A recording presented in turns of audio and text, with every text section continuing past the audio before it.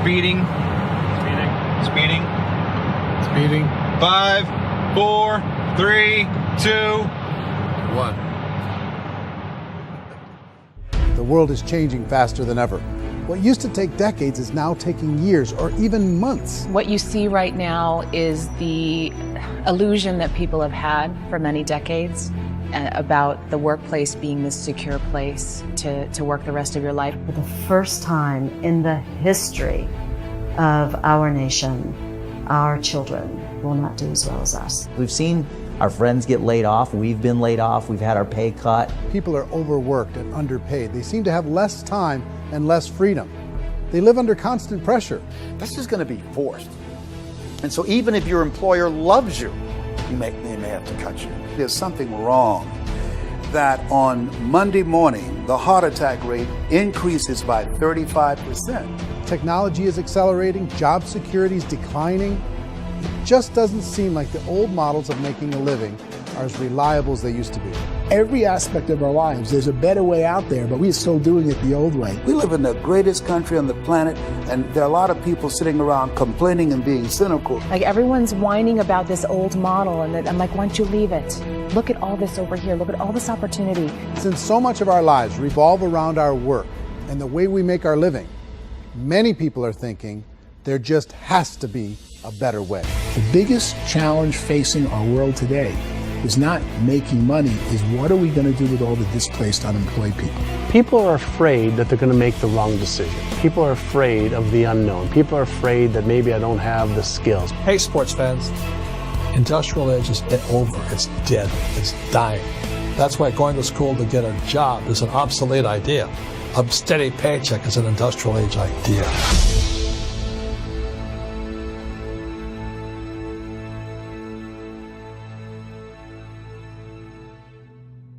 It's the search for answers that has brought us here together today. My name is Eric Worre, and for almost 30 years I've been an entrepreneur, struggling at times, but ultimately succeeding. As a best-selling author, speaker, and business owner, I've spent my entire career helping millions of people around the world to become entrepreneurs. And I believe strongly that there is, in fact, a better way when it comes to how we make a living. The career landscape has changed dramatically, and many are still working in a model that is completely out of date. What worked for previous generations isn't working as well for people today. In this film, we're going to explore 3 important questions. First, what's really going on in our working world today? Second, in this new economy, is it better to become an entrepreneur, or is it safer to work for someone else? And third, if a person decides to become an entrepreneur and start their own business, how can they do it without taking on massive risk? To help in this journey, I've brought together some of the greatest experts and thought leaders in the field of entrepreneurship to share the real facts with you. My intention is to give you new information that will allow you to make choices that are not limited by an old, outdated model. Let's start by understanding what's going on in our working world today.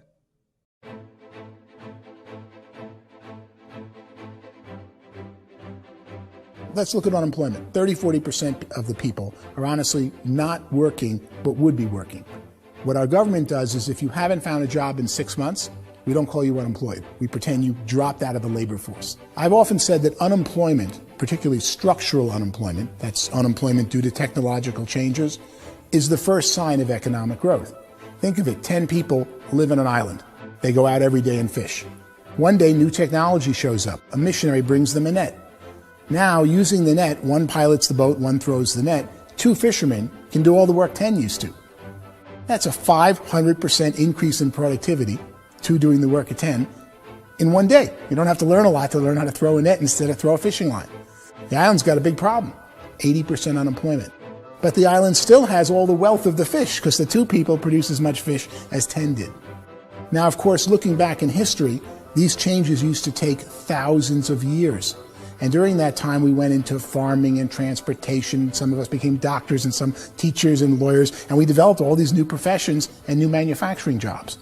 Today, these changes are occurring literally in one day when a new technological advance occurs, and we don't have the social structures to deal with it or to retrain the unemployed people.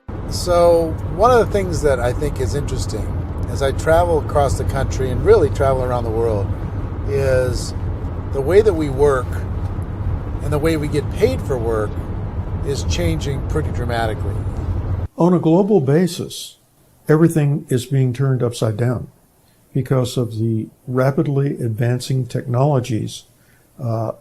They are eliminating many jobs, and we have been left with many people not prepared for the jobs that exist. A lot of demand in public companies was to squeeze out all the fat and to get just as much margin as we possibly could, and fat equals humans. So this idea of job security in information age is so obsolete, but it's still taught inside our school system. And that's where the problem starts. There's no financial education in the school system, and people are still trained to be employees to work for that paycheck. This is a chart on the middle class. What's happening in the middle class, those that went to school, their incomes have been coming down for years. And parents still say to the kids, go to school, get a job. Now what happens to all those middle class people who are dropping off the ends of the chart? Well, they become what's called working poor. And this is what happens to working poor. But they say poverty is ending. Well, poverty may be ending, but working poverty is going up. And this is food stamp usage. So food stamp usage in America is going through the roof right now because people cannot earn what they call a living wage. Most people have experienced financial pressures that I think are probably greater than they have been in the past. If you're not working for yourself, then it's going to be a pretty hard road for a lot of people. Today, if you're going to control your future, the 40-40 plan is gone, where you can graduate from college and get a job and work for 40 hours a week for 40 years. That day is gone. So some of these charts actually tell you what's going on. And this is a really interesting one, you know. People are going back to school because if I go back to school, I'll get a nice job. But this is what's happening to, it's called Sallie Mae, which is the student loan guys. Student loan is going through the roof. It's now over $1 trillion, and student loan debt is worse than credit card debt. So when people stopped using credit card, the government got people into student loan debt. And the problem with student loan debt is you can never be forgiven. See, with credit card debt, you can declare bankruptcy and then all's forgiven. But student loan debt, you can declare bankruptcy, you still owe it. It's the worst of all debt. But this is the next picture. Look at this chart here. This is what's happening to wages of college graduates. It's going down. So you go to college, you rack up all this debt, but you earn less money. Now, that's not that intelligent. Average person who's been working a lifetime in America today is ending their lifetime at 65 with about $41,000 in assets. They earned just enough to survive. I think in the United States we have something like 17 trillion in debt. That's just the federal government debt. We got another 2 in municipal and in other, let's call it almost 20 trillion government. We've got 40 trillion in private debt. That comes up to close to 60 trillion. When you then add something we never had before, what you were talking about, when we look at the unfunded portion of Social Security and primarily Medicare, Medicaid, that, at the most conservative estimates from outside firms, Kleiner Perkins, 67 trillion and growing. That's more than all our other debt. There's less conservative estimates that say it's 84 trillion or higher. I added up conservatively $127 trillion in total debt. Debt is a financial drug. When you take it to excess, it's like taking a drug. Yeah, it makes you feel better, it enhances your performance, but at a huge cost, eventually it kills you. And so that's what happens. We keep doing more and more debt, and you get less and less results, just like a drug, until the debt gets so high that it crushes the whole system. That's where we're at, 8.2 times GDP. You know who I feel sorry for?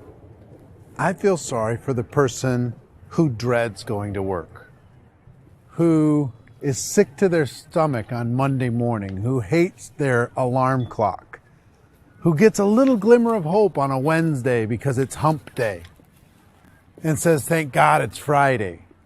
And they live for those 2 days a week where they get to be themselves and they don't have to be around people they don't like, and they don't have to play the political game in the office, and they don't have to live this half life. The person that works 50 weeks a year just to be able to have the 2 weeks for vacation. And you know what happens to most of them nowadays? They don't have a vacation. They have a staycation. They have time off of work, but they don't get to go where they want to go because they're overextended. They've got all this debt. They got all this situation. They hate their alarm clock. They can't sleep until they're done. They have to spend most of their life in traffic.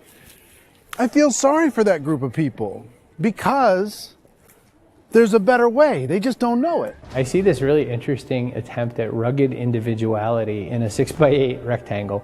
And I feel like you're all the same, except for the little push pins of the pictures. There's different pictures. Yours is named Jenny and his is named Sujara, but it's the same people. And this is how they are, and they're just like the zombies, and there's no joy in there, there's no fun. There's always like the wacky woman who decorates her cubicle, and that's the most she can do there. You got to give her credits, right? The wacky cubicle woman. The basis for their life is worry. I'm worried, you know, maybe I'll get fired. I'm worried maybe my company will go out of business. I'm worried I can't keep spinning the plates on paying the bills. I'm worried about how do I send my kids to college. I'm worried, what if the transmission of my car breaks? That's, you know, 2 or 3, I can't fix it.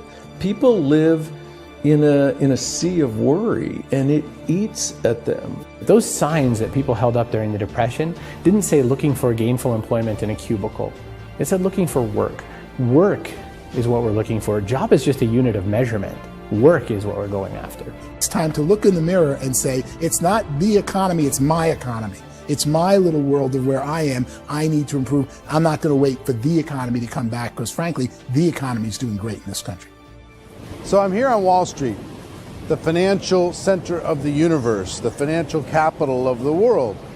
This is where most people's money goes to at least be held for a time, right? With interest rates in banks being effectively zero, and many experts are predicting it's going to stay at zero for the next 10, 20, even 30 years, people feel like they don't have any choice but to put their future into equities, to put their future into the hands of other people on this stock market, and hope that the stock market goes up, hope that the stocks that their advisors pick or that they pick goes up. That's one way to go, I guess. It's my personal belief that if you put your future into the hands of yourself, in other words, you have earning power by yourself, I think you're a better investment than these guys. I think you controlling your future is a better option than handing over your retirement to these guys. The average household income in the United States is approximately $50,000 a year, what they call the middle class. To reach the top 25% of income earners, you need to earn at least $90,000 a year. To reach the top 10% would be a household income of $140,000, the top 5%, $190,000, and to be in the top 1%, you'd need a combined household income of at least $380,000 a year. So here's the question. What do you think would give you the best chance to move up and get to the top 10%, the top 5%, the top 1% or beyond? In my opinion, and in the opinion of many, many experts, the answer is to become an entrepreneur, to become your own boss. I think you have to be a business owner. I can't, the only time I ever say to someone it'd be great to be an employee is when they've already told me they've surrendered. I only tell people who are wounded spiritually that they should be an employee. And it's that feeling that you get when you pick up the backpack off the little Cub Scout and say, "Don't worry, little guy, we'll get you back to the camp." You know, it is in no way a kindness when I tell someone they'd be a great employee. The other status symbol really increasingly is lifestyle. And people who can own their own business, maybe even work out of their house, that I tell you, people admire that. Like, gosh, I wish I could do that. The spirit of the entrepreneur is to be a risk taker and to be resourceful and unstoppable and to have a vision of yourself beyond where you are and not willing to settle for life as it is. Think about the great entrepreneurs. They're visionary. They have heart. They're willing to do today what others won't so they can do tomorrow what others can't. Personally, I don't think of the new economy, the old economy. I create my own economy. The entrepreneur's in control. I decide what the economy is going to be like. In the world of entrepreneurship, there are no limits. you can make as much as you want, depending on how much you want to work and how smart you are and how great a team you put together. There's no more lifetime rewarding business than being an entrepreneur. Why in America, where anyone could be anything, would people want to give up their freedom and become effectively a modern-day slave, told shut up and be here every morning at 7:30, leave at 5:30, and do what I tell you? If people decide to become an entrepreneur and work for themselves, they have some traditional options, but they're riskier than you might think. Any kind of a retail business, retail build-outs, is extremely expensive. Even just these small little yogurt stores where they're putting little yogurt machines and you get all the different flavors, you're spending $200,000, $300,000, $400,000 to open a yogurt shop. I would love to buy a Dunkin' Donuts, but it's $500,000 or so to start. I don't quite have that just-in-case money. Risking lose it all, and most guys do 2 or 3 times, and even big guys like Branson, because I'm such a fan of his, half his companies don't work. If you make $1 million, your problems are going to go. If you make $1 billion, your problems are really going to go. Just the opposite. You and I know when you're making $1 million, you get $1 million responsibilities. You make $1 billion, you got 1,000 times $1 million responsibilities. And most people say, I'd love to be my own boss. 70% of Americans would love to be their own boss, according to recent polls. But they don't know how to get there. Because what are you going to do? One, you could buy an existing business. If somebody's selling an existing business, you have to ask why. Usually because it's probably hard. It's probably not making as much money as they hope. 2, they could buy a franchise. A little less risk, proven system, but it's expensive to be able to do that. 3, they could start something from scratch. And that's where a lot of people feel like, I don't have the chops to do it. I don't have the money. I don't have the product idea. I don't have the expertise. I don't have whatever it's going to take to be able to get there, and I can't risk my family to do it. So, 4th, they could become an investor. A lot of people in this town invest to try and figure out a way, but you got to be pretty smart with that game too, right? Venture capitalists, who are the very best and most sophisticated in investing in new breakthrough businesses, make it on 1 out of 11. That means 10 out of 11 are mediocre or fail. Most of them fail. That's the risk there. An angel investor is lucky to get 1 out of 15 or 20. A business is a team sport. Like, I have to have accountants, I have to have engineers, I have to have systems designers, I have to have sales, marketing, I have to have accounting, I have to have mission statements, I have to have legal and all that. The average Joe Schmo, even me, I go out there, I don't have the skills to put a business together. I think the bottom line for the 4 traditional options is they take money, sometimes a lot of it. They take expertise, and they take time. All of that adds up to just too much risk for most people. I bought a business from somebody else and it was a lot of work. And you start wondering, what did I just buy? Because I guess ultimately I own your email list and I just overpaid for it. People that start their own business, they spend a lot of money, they spend a lot of time, a lot of effort to get things started. And the more you invest on the upfront, the harder you typically work at it. I can tell you what the success rate is of a restaurant. What is it? They're crazy enough. About 90% of them fail. About 90%, in how quickly? Year or less. Wow. And if we're talking non-franchise, we're talking franchise, Sure. That's totally different. Yeah. But our students aren't getting franchise restaurants. You got to invest big money. Exactly. And with someone like McDonald's, you've had to work with the company for a long period of time, really know the Even have a incentives. chance of investing $1 million. Have a chance, and it's a slim chance. What if there was a way that you had all the proven aspects, the comfort aspects, and you could still control your own life? What if there was both? In other words, you didn't have to create everything from scratch. You didn't have to be a super leader. All you had to do, what if there was a proven product already? You didn't have to create the product. And there's a proven system already, proven training already. Everything except an employer. That was the only thing that you didn't have. Do you think more people would be open to working for themselves in that environment?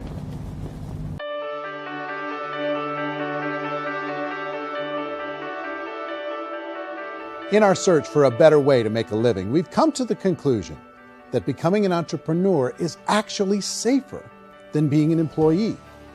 And through our look at the entrepreneurial options, one particular path kept coming up from expert after expert. And I think most people will find it surprising because it's certainly a non-traditional business model. That model is for people to start their own business and become an entrepreneur through the creation of a network marketing business. Some people call it direct selling because the product is being sold directly from the manufacturer to the end consumer, cutting out the middlemen. Other people call it multi-level marketing, or MLM, because there are multiple levels of commissions paid. The most common term today is network marketing, because network marketing best describes using a large group of independent distributors, independent entrepreneurs, to move a product or service more efficiently. So my friend here, Donald Trump, and I, we always write about the network marketing industry. And the reason we support the network marketing industry is because it really is a business school for entrepreneurs. Because most people come out of school looking for a paycheck. Oh, that's terrible. I went to network marketing like that. I think if it didn't exist, we should invent it. It is that good. I think direct selling is a great way to do business today. It's very easy to get into that industry, and you can be self-employed, be, in effect, an entrepreneur. When we see multi-billionaires adding network marketing companies to their portfolio of companies, that would be a clue. When we see people who are very famous authors and very famous business people endorsing the industry, that would be a clue. These network marketing companies aren't $50 million companies. They're billions and billions of dollars. They lead the stock market. They're major companies. When we're going to get it? You know, and you're going to school to work for a paycheck. But if you want to be rich, be an entrepreneur. And network marketing gives you the spirit to be an entrepreneur. A traditional company will spend up to 50% of their total revenue on marketing. Network marketing companies use a different approach. Instead of having all that extensive marketing expense, they utilize a network of independent distributors to do the marketing for them. Now, why do they do this? First, because word-of-mouth advertising is so much more effective today than traditional media advertising. Second, some products need to be explained or demonstrated, and an independent salesperson can do that more effectively than an ad campaign. Third, it's completely efficient. The company only pays for the marketing of their product if a sale happens and not before. Imagine if Amazon allowed you to become an independent distributor and paid out 40% of its revenue to that distributor group.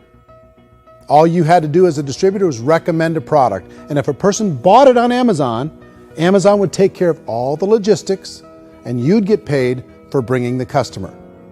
Now imagine you got paid for every purchase that customer made for the rest of their lives. Well, Amazon doesn't offer this option, but network marketing companies do. 85% of all buying decisions in our society are made as a result of word of mouth or reputation. We're recommending things to each other all the time. You know, who's your dentist? Who's your doctor? Who's your lawyer? What detergent, are you using? What legal system are you using? What product are you using? We're talking to each other about the things that we love anyway. When you go into a big box retailer, you're lucky if the clerk looks you in the eye, much less gives you any detailed or accurate information about what you're purchasing. So of course, this personal information, this education coming from a friend, a neighbor, a relative, or even a stranger, but one who has experience with the product is extraordinarily valuable. As a matter of fact, network marketing can educate consumers probably better than any other form of marketing. It certainly can do better than advertising, because advertising usually has a certain hype to it, and you can only get limited information. So, network marketing trumps advertising. If you were a typical sales company and you wanted to sell $1 million a month worth of product, you might go find 100 superstar salespeople. The quota would be $10,000 a month. So network marketing as a distribution system just flips the numbers. So we use 10,000 happy, raving fans of a particular product, and we don't concern ourselves so much with how much product each one of them individually sells.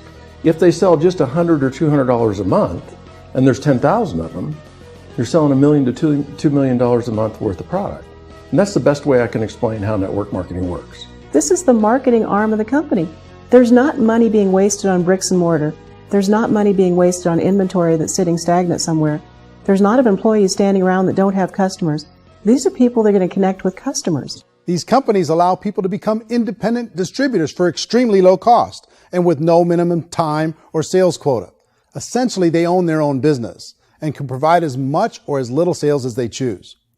In other words, the distributor gets all the benefits of traditional business ownership without the risk. The advantage of network marketing is the ease of entry, the low risk, and the low startup cost, because almost everything else has very high risk. You can get in for a minimal investment. You're buying into a system that's already been proven, products or services that have been proven to work. The keys to network marketing is providing an opportunity for the masses to get involved, providing an opportunity for the average person who doesn't have the resources to start their own business.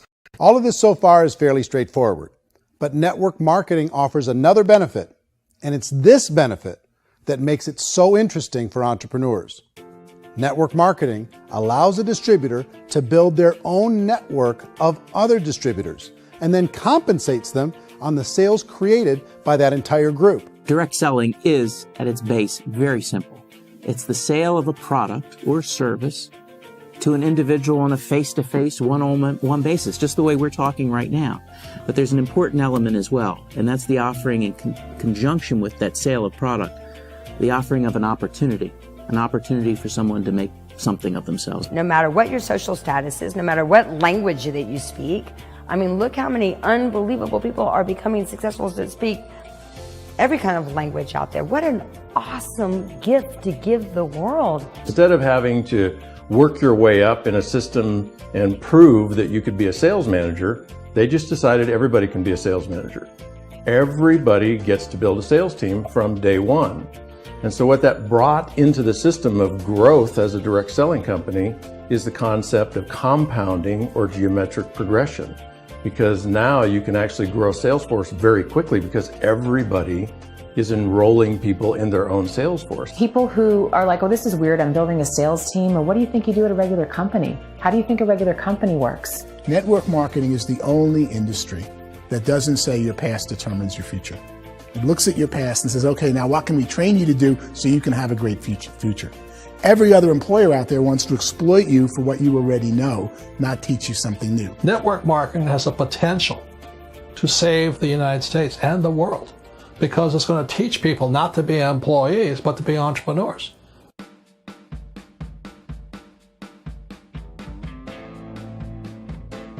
According to the Direct Selling Association, if you add up all the network marketing companies around the world, they combine to do over $178 billion a year in retail sales.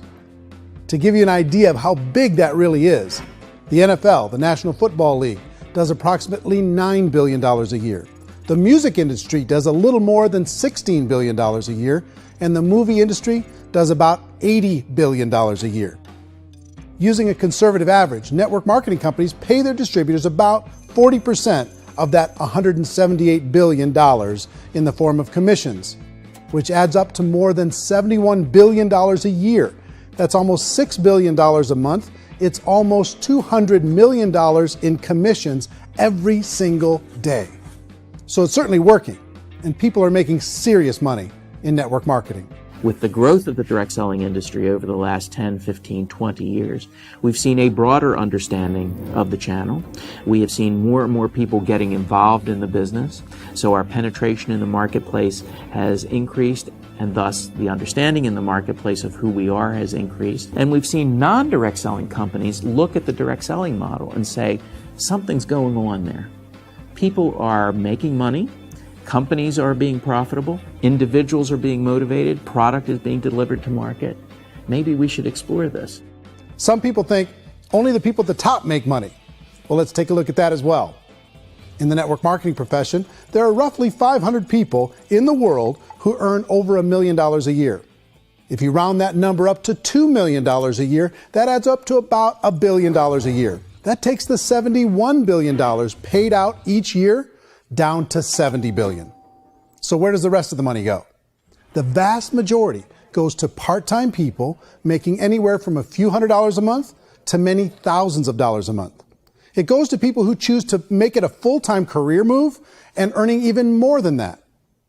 Every day, people are using the money they earn through network marketing to pay off debt, have more fun, and improve the quality of their lives. Everyone I know in network marketing has been doing that since the 50s. They go to work when they want to go to work. They stop working when they want to take time with their children to have a leisurely breakfast and discuss issues and drive them to school. They go back to work when they get home, wherever they're working out of. The biggest thing that I've seen is people that have become much happier in their life. MLM has probably made more millionaires of more people in more countries, and I've spoken to them in 67 countries, than any other single form of business, starting from nothing. If they have a choice between working a job for the next 10 years or working a network marketing business for the next 10 years, the result of working the network marketing business will be better. A lot of people within the industry go on and make this a career and do extremely well at it. Network marketing has been nothing but good for everyone I know that's been involved with it because they did it seriously and they played full out and they've been very successful. It's been a constant barrage of success stories and people showing off stuff they got as a result of it. How many people are involved? Approximately 16 million Americans and 96 million people around the world are currently participating in network marketing. And in a recent poll, 82% of those people report a good, very good, or excellent experience with network marketing. So people are happy.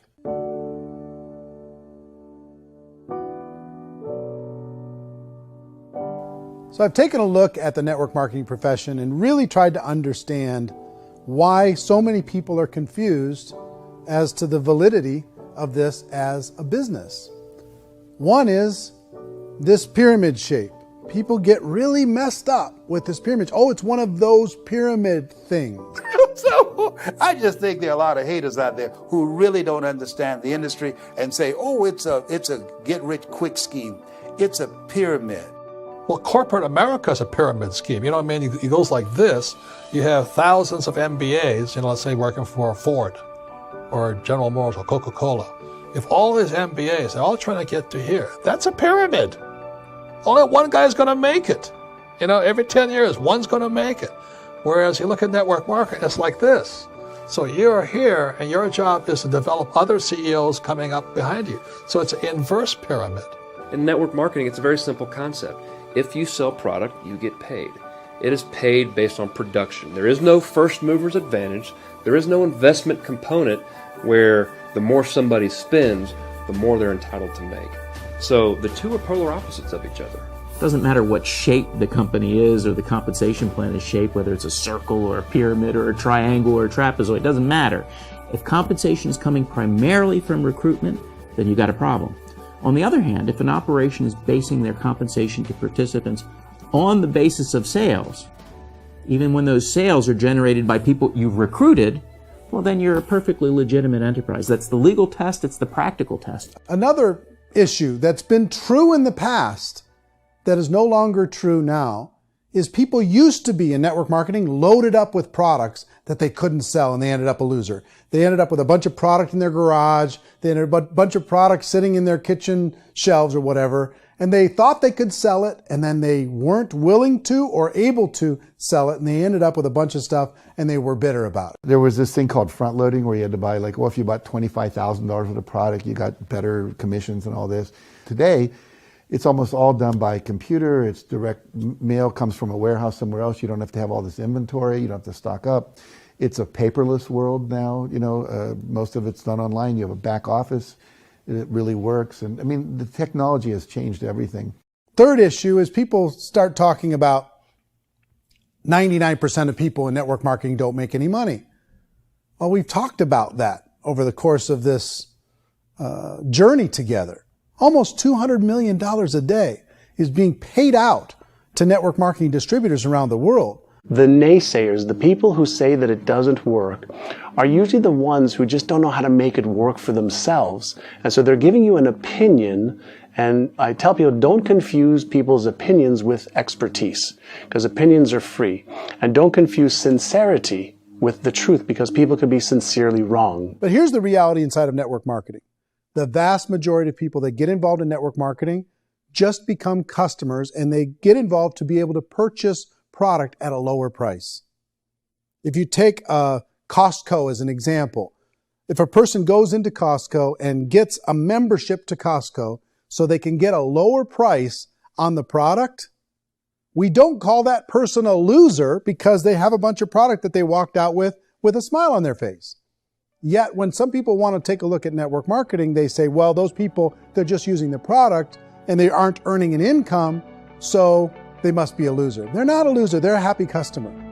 That's the vast majority of people that are involved in network marketing. Now, a smaller percentage of those people decide to go build a business. They earn $300 a month, $500 a month, $1,000, $2,000. That's the bulk of earnings in network marketing. And then there's the few that really decide to take it serious, really decide to build a large network, really work to make that network very, very productive. And those people make huge amounts of money and there's no cap. What I do as an outside economist, just somebody looking at this industry like any other industry I speak in and say, look, what's the realities of this? 1% do incredibly well. 10% generate some additional income at pretty low risk and effort. That's not, and 90% of people roughly end up customers.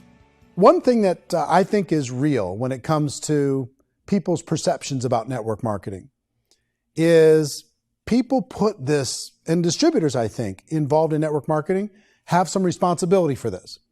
They have sometimes unrealistic claims about the product or about the income. Most people who become distributors, they want the money, they want to be successful, but they don't have the skills. They don't know what to do. And when people don't know what to do and they're in a new business, they're scared. And when they're scared, they panic and desperation kind of sets in. So they think everyone they talk to has to get in. So if I talk to you and you say, well, no, I don't have time to do that, they're like, no, I need you. You have to do this or I won't be successful. So I start clawing on you. I start that desperation. So then I start making claims about the product, which are not appropriate, probably not even true. Or I start saying, oh, let me show you how you can make all this money and you don't have to do anything, Eric. And so you just totally misrepresent the opportunity, and you're clingy with people because you think you need everybody to be successful, and you don't. You know, one of the messages that I try to deliver most forcefully to companies as well as salespeople in direct selling is that you don't have to overpromise. The reality is in network marketing, there's a lot of hard work involved. There's a lot of effort. You're going to have to develop yourself. It's a business like anything else. It's going to take some time, but in my opinion, it's better.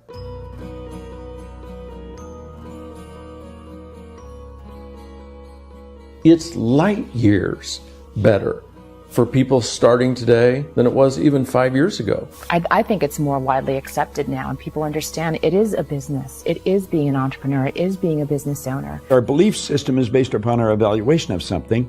And frequently, if we reevaluate a situation, our belief about that situation will change. The industry has changed and it's grown up. It's totally transformed. You've got young people today that have grown up with social media, and they understand networks. They understand how people are connected through technology, and they understand how money flows through those networks. So when they see network marketing, they don't see it the way their parents saw it. And we've all learned, the larger industry that you represent, has all learned from those mistakes and flaws and errors that have happened early on. Early algorithms didn't work the right way. That's all fixed. It's like when they design a computer program, they design the program, then they run it, and then they go back through and they debug it. The MLM industry has been debugged. This is the day of being virtual, being able to run a business from your mobile phone. I mean, it's incredible. Companies are getting smarter. They're implementing more consumer protections. They're implementing more compliance training. They're doing more with respect to product research. If you do get involved and you make purchases of inventory, even on a voluntary basis, if you decide that this business is not for you, you can leave and have that inventory repurchased by the company. There's no other business that offers that kind of protection on a voluntary, self-regulatory basis.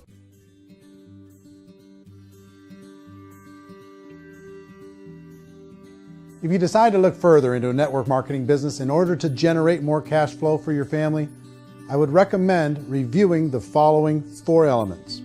First is the product or service. And on the product or service, I would ask 5 important questions. 1, do you like it? Is it something you would feel comfortable sharing with others? 2, is there a recognized need in the marketplace? It's hard to create a need if one isn't naturally there. 3rd, does the product meet that need? Does it solve a legitimate problem for consumers? And 4th, is it priced to sell? Can it compete in the marketplace? And fifth, is it priced for profit? Is there enough margin for the company and the distributor to be able to generate income for the long term? If you can answer the questions on the product to your satisfaction, the next element to consider is the company itself. Is it well run? Do you believe in the founders or the management team? Do you feel they have what it takes to go all the way? See, it doesn't matter how good the product is if the management can't take care of the company. Good management can change with the times. They can handle adversity. They can make good decisions. Make sure you choose a company that can serve you for a long time. The third element to consider is the compensation plan. And with that, there are 3 important things to look at. First, a brand new person needs to be able to generate some money fairly quickly.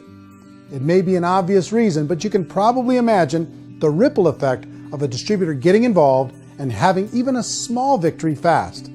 That can only help with the overall success of the organization. Second, a person should be able to develop a moderate part-time income in a reasonable period of time. As they develop their network and as their sales grow, they should be able to enjoy more benefits. And third, for the people who are really serious, for those who decide to really go pro in the network marketing profession, there should be the possibility to make a serious full-time income if they work hard and are committed to developing their skills. If you're comfortable with the product, the company, and the compensation plan, the last thing you should look at is the support that will be made available to you. Does the company have a website? Does it have a solid online reporting tool? Do they have comprehensive training available? Do they host events to help you build your business? If you decide to do this, what kind of a support system can you plug into? Choosing a network marketing company is a personal decision. But evaluating the 4 elements of product, company, compensation plan, and support is a great place to start. Is the company promising that you're going to get rich quick or that you can make a lot of money without a lot of effort? That's a red flag. Is there a product that you really believe in that you think can be sold?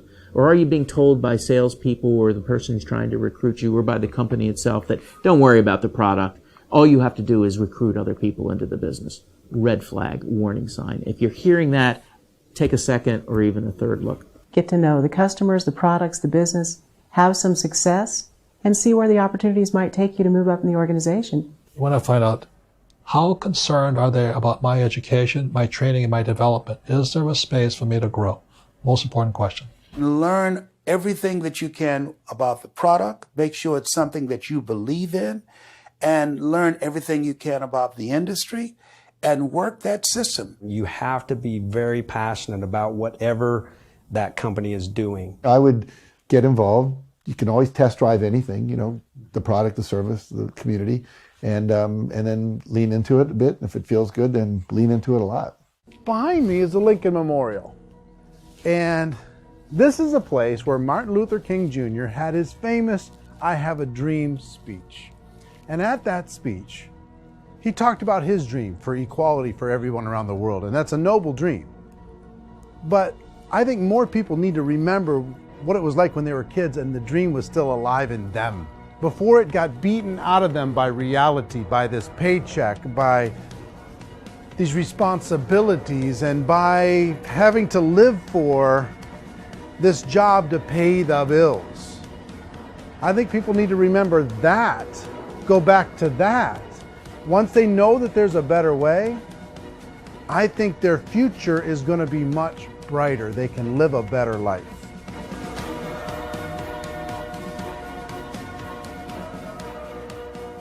So if you're considering getting involved in a network marketing company, let me offer you just a few pieces of advice. First, network marketing isn't perfect. It's emotional, it's challenging. Like any entrepreneurial venture, it can have its up days and its down days. But if you have an entrepreneurial bone in your body, it's just better. Second, if you're going to do it, decide to be professional. Decide to go pro. It's better to do that than just be this amateur sticking your toe in the water. Third, as any professional, you're going to have to learn some new skills. And I promise you, inside of the network marketing profession, they're not too difficult to learn. Fourth, like anything worthwhile, it's going to take some time. Don't expect that you're going to get to the finish line right out of the gate. And fifth, it's worth it. It's worth it to be able to take charge of your life again. It's worth it to be able to control your own financial situation. It's worth it for the people you're going to be able to spend time with. It's worth it for the things you're going to be able to see and the experiences you're going to be able to experience. It's worth it for the causes you're going to be able to contribute to, the lives you're going to be able to touch, the customers you're going to be able to help, the friendships you're going to be able to develop. I promise you, it's worth it. Remember, most people are searching for answers just like you are. But I do have to tell you the catch to network marketing. If there is a catch, if you want to understand this from an emotional point of view, people say, well, it sounds too good to be true. It's not, it's hard work. But here's the catch. Most people still don't understand it. So you're going to have to endure the loss of social esteem from ignorant people. The uneducated will think less of you. Now, if you can handle that, you're on your way. If that's going to destroy you, you know what? Entrepreneurship in general probably isn't in your future.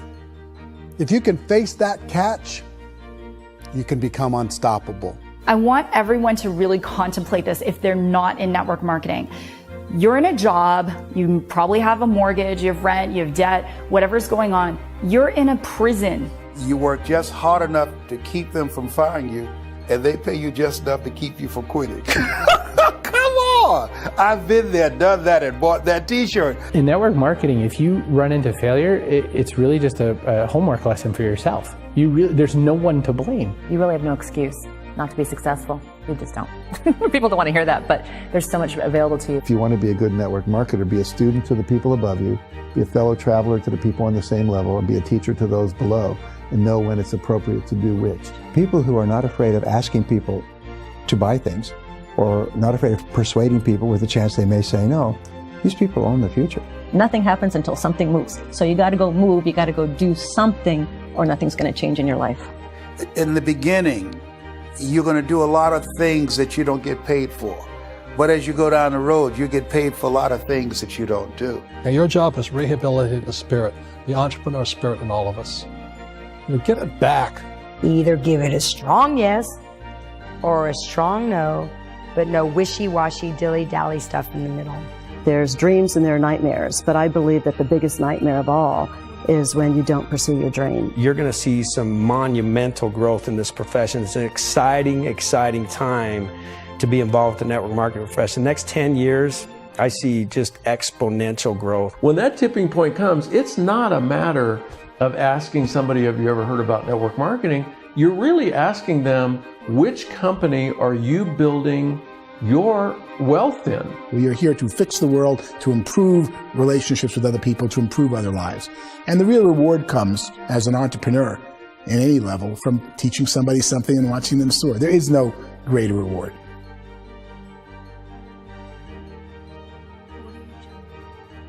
Life's too short to spend it living someone else's dream instead of your own. It's too short to spend it living at a fraction of your potential. Can being an entrepreneur be a challenge at times? Sure. But here's what you get in exchange. It can be yours. Something that you built, something that you created, something that you made happen. This balloon represents your dream. It represents entrepreneurship. My wish for all of you is that you would reach out and grab it. The choice is up to you.